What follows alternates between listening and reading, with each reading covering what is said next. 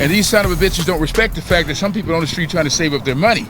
His name is Stone, and he's our neighbor, but not a fan, claiming I ignored him decades ago while I was a reporter for Channel 13. And he wouldn't even listen to me. And I think about that. And I know he's half Jewish. I think his mother's Jewish, his dad is Italian, but I'm really shocked at that. Stone is a fixture on the sidewalk outside the old Shepherd Square. In the 90s, it was the heart of Houston's party scene. It's been shuttered for a long time.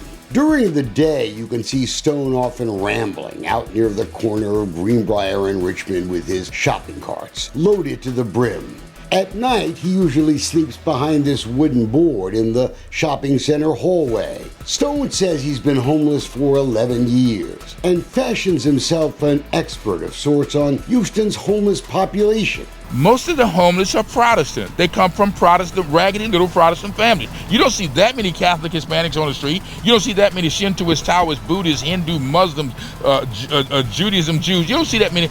Most of the people homeless are Protestant. Housing is healthcare. Housing is a human right.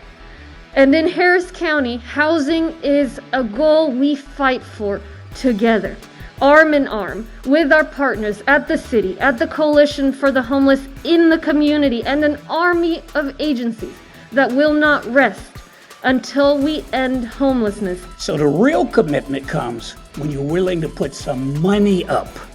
And Congress has done just that in the name of COVID relief. Our politicians plan to spend $100 million, they say, to end homelessness just in our area. And you hear a lot of people bragging about just how many homeless people have found permanent housing with all the tax money you've been spending. The city officials say that in 2011, the number of people experiencing homelessness was more than 8,000. And as of today, that number is just over 3,000. Look, we certainly aren't San Francisco or Los Angeles. You threw feces at this gentleman. But there's still a ton of people homeless on our streets. We began our American Rescue Plan investigation on the homeless front. How does anyone really know just how many homeless folks are really out there? I see them on my way to work every single day. Has anyone asked if all this tax money is really the answer? Every January, over just one weekend, volunteers try to find every single homeless person in thousands of square miles around the Houston area. But what about Marcus Miller? He says he's been homeless 28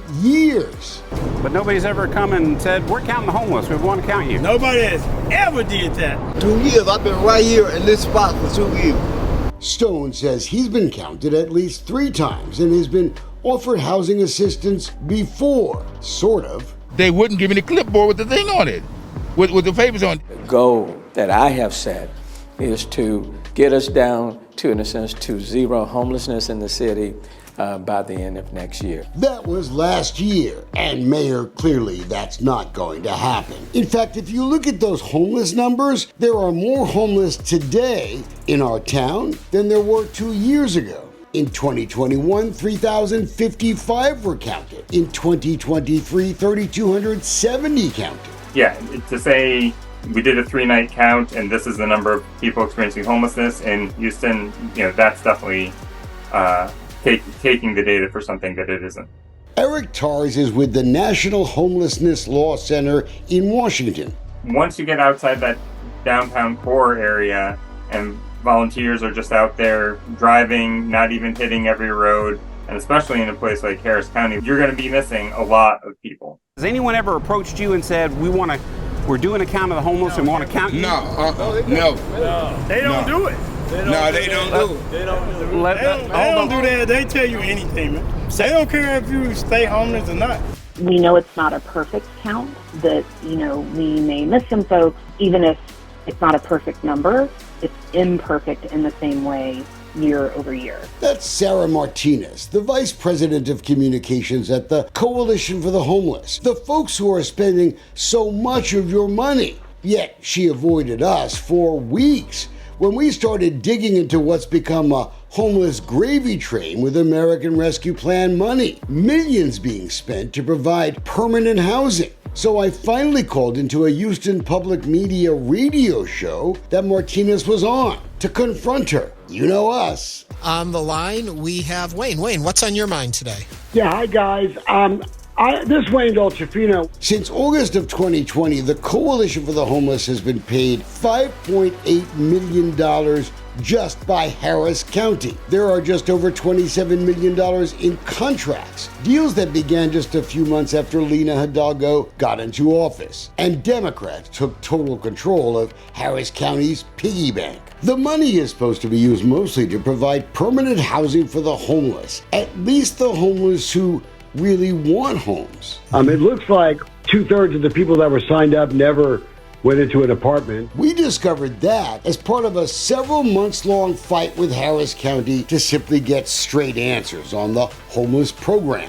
After a threat of a criminal complaint, we finally got our hands on compliance reviews by an outside contractor done on the handling of all those millions by the Coalition for the Homeless. Look at this. The program has not met the goals of housing 1,200 homeless as outlined in the contract.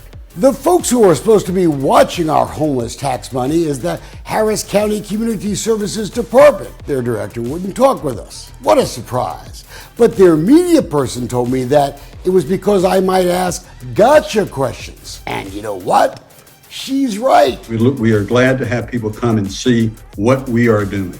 Mike Nichols wasn't telling the truth in that interview with The Hill because he's refused to talk with us. He became the head of Houston Homeless Coalition in 2019, just after Lina Hidalgo took office, and they have an interesting political history together. My name is Lina Hidalgo, and I want to be your Harris County judge. In 2017, before anyone had ever heard of Lina Hidalgo, Mike Nichols became the first Democrat to announce he was challenging Ed Emmett for the job as Harris County judge. But when medical interpreter Hidalgo surfaced, Nichols dropped out of the race almost right away. Since then, Hidalgo has steered millions of dollars in contracts to his nonprofit that helped pay his $250,000 salary. So let's dig deeper into this homeless housing program, shall we? The first few million came from the COVID CARES Act, but I doubt any of you ever really looked at all the details. The coalition was paid $200 for every single homeless person they found who signed up for permanent housing. But with all these homeless folks, they couldn't find 2,300 people they said they would. Instead, they found 1,425. Of those, the coalition reported that only 376 actually found a house. Through public records laws, we actually got a list of the folks to see for ourselves. A lot of the folks never moved in, even after they got those federal housing vouchers that would pay their rent. Some exited the housing program on the day they moved in, or the next day, or the next week. That matters because under the county contract, the coalition and its subcontractors were paid in advance $1,600 for every apartment unit they had leased, and then another $1,600 to provide a move-in kit of some basic furniture and household goods. All these fees added up to $2.4 million, and that doesn't count the vouchers, the rent. But it was hardly a success. The coalition reported they had only provided a third of the apartments they said they would provide, and they had explanations or excuses. A tight housing market, delays at the Houston Housing Authority on providing vouchers. What a shock. Landlords were reluctant to let the homeless live in Houston's nicer apartment complexes with government vouchers. The response? Let's bribe the landlords. What Harris County calls incentive pay. These are some of the companies and apartments who took the payoff. Nearly $500,000 in just 6 months. I'm proud to announce that yesterday, the Harris County Commissioner's Court committed funds toward Phase 2. The second round of COVID relief money for the pandemic that's been over for years actually started just last year. And the coalition claims they've now found homes for another 600 folks. But this time, Harris County wouldn't let us see the names to confirm to see how many people signed up but never moved in or are still living in those apartments. It makes tracking the success of this program almost impossible. But maybe that's the way Lina, Rodney, Adrian, and Leslie seem to like your government. a total lack of transparency. I value fairness, and I value transparency. Why don't you practice what you preach? In January, a compliance follow-up by Widow Bryans noted the coalition did monitor 2 sub-recipients of the money that auditors had some questions about, including the money spent by The Beacon, another nonprofit helping the homeless. Quoting, however, it should be noted, the report said, that this monitoring was done after the program had already concluded. That's not monitoring, folks. That's called CYA. And investigators said the coalition should provide documents, reports, studies, etc. to prove their excuses about why they didn't reach their goals in the first place. That review in January was called the final review. But why? Does the county even know how many of these homeless folks are still living in those apartments that cost taxpayers so many millions of dollars already? Maybe Judge Lena should rewatch her campaign videos and all that transparency bull. We deserve better than that. Government should not be able to keep those kinds of secrets.